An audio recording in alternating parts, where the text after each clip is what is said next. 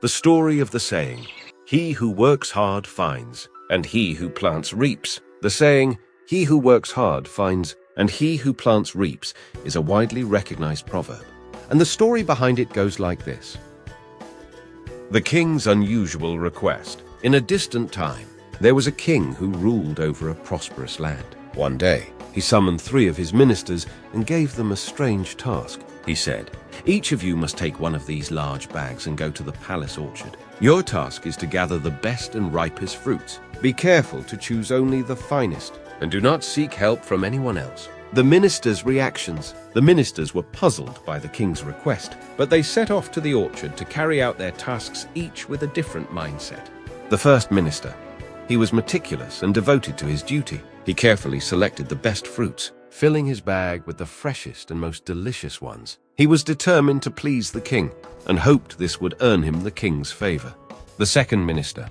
Unlike the first, the second minister was indifferent to the task. He picked fruits at random, paying no attention to their quality. His bag was a mix of good and spoiled fruits. He thought to himself that the king would never bother to inspect the fruits, so it didn't matter. The third minister. The third minister was even less concerned. He didn't care about the king's order at all and filled his bag with weeds and leaves, thinking it was a waste of time to gather fruits. The king's decision.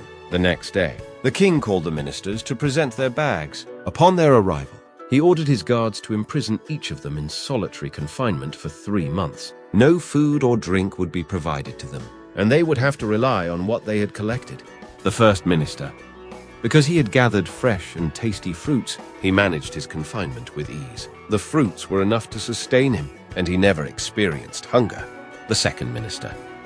The second minister struggled. The spoiled fruits were nearly inedible, and he found it difficult to survive. His days were filled with hardship and suffering. The third minister. The third minister faced the most dire consequences, with only weeds and leaves in his bag. He had nothing to eat and perished from hunger and thirst within the first month. The moral of the story. This story reflects the reality of life. What you do today will shape your tomorrow and impact your future. Achieving your dreams and goals requires hard work, dedication, and careful effort. Success does not come without struggle, and the results of your actions will eventually manifest, whether good or bad.